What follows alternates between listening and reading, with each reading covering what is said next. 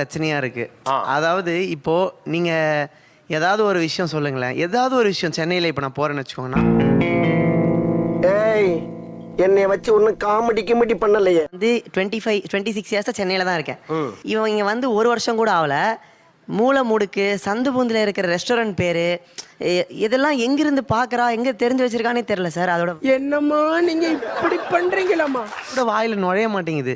இப்போ சாப்பாடுனா நான் வெளியே போனா தோசை இட்லி பொங்கல் சாப்பிட ஆசைப்படுவேன். அதுக்கு இவன் என்ன சொல்றானா, நீ எப்ப பாரு இதானே சாப்பிட்ற, சைனீஸோட இதெல்லாம் சாப்பிடு. நானும் சரின்னு சரி பாவம் இவன் சொல்றாளே நம்மளும் போலாம், அப்படி பண்ணக்கூடாதுன்னு சொல்லி நான் போறேன். ஆனா வந்து அது எல்லா டைம்லயுமே செட் ஆக மாட்டேன். அந்த டேஸ்ட் செட் ஆக மாட்டேங்குது. இப்படி எல்லாம் அசிங்கப்படுத்தப்படாது. நாங்க எப்போ டேட் பண்ணியிருந்தோம் அப்போ முடியுதே, அப்போ எப்படி முடியுது இப்போ ஏன் முடியல சார்? ஏன்னா அப்போ நான் அந்த நியூ திங் எக்ஸ்பீரியன்ஸ் பண்றதுக்கு ட்ரை பண்ணல சார், இவங்களை இம்ப்ரெஸ் பண்றதுக்கு பண்ணேன்.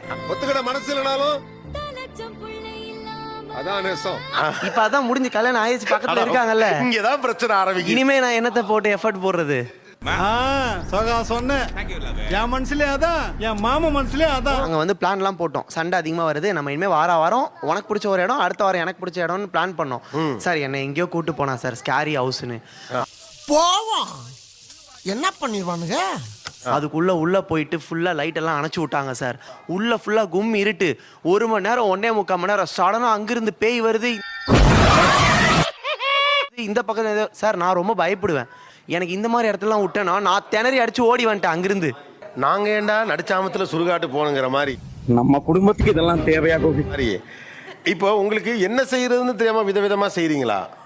இல்ல அப்படி இல்ல, ஏதோ டிஃபரெண்டா ட்ரை பண்ணலாம்னு சொன்னா அதனால போலாம் சொன்னேன். சார் பைத்தியமாயவே ரொம்ப நேரம் நல்லா பேசிக்கிட்டாரையா.